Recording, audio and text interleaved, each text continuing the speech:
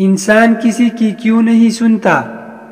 2 گز کے اندھیرے اور بند کمرے میں رہنے کی مکمل تیاری خود ہی کرنی پڑے گی۔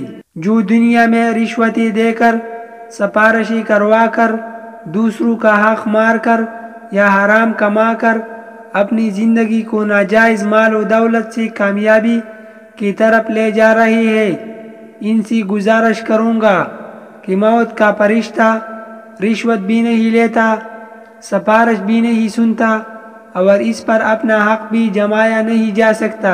اسلام کے اصولوں پر بہترین زندگی گزارنے کے لیے روپیہ پیسہ اہم ہوتا تو انبیاء کرام بھی اس کی اہمیت بیان کرتے، وہ بھی اللہ پاک سے مال میں بہتری کے لیے دعائیں کرتے اور انہیں بھی دنیا کے عیش و عشرت کے ہوس ہوتی۔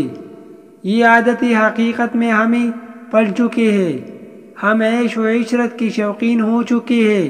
یہاں امیر لوگوں کے گھروں میں کتی بھی نسل دیکھ کر پالے جاتے ہیں، وہاں قبر میں کس نسل کا بچو کاٹے گا کیا کسی کو خبر ہے؟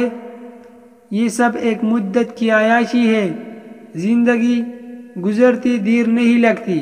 خود اندازہ لگا لے 10-15 سال قبل آپ کیا تھی اور آج کیا ہے۔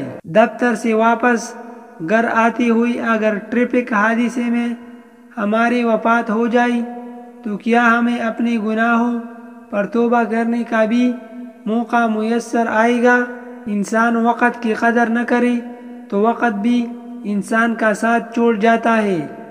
ہم اپنی اچھائیاں تو لوگوں سے گنواتے رہتے ہیں، لیکن اپنی بری عادتوں کو خود سے بھی چھپاتے ہیں۔ تو پھر ابھی سے کوشش کرے کہ اپنا احتساب کرے، اس سے پہلے اللہ تعالی ہمارا احتساب کرے۔ اللہ پاک نے فرمایا، اس دن اللہ ان کو ان کی اعمال کی پوری اور ٹھیک جزا دے گا۔ انسانیت کی جان ہماری پیاری نبی پاک محمد صلی اللہ علیہ وآلہ وسلم کا ارشاد گرامی ہے، عقل مند وہ ہے جو اپنا محاسبہ خود کرے اور موت کے بعد کی زندگی کے لیے عمل کرے۔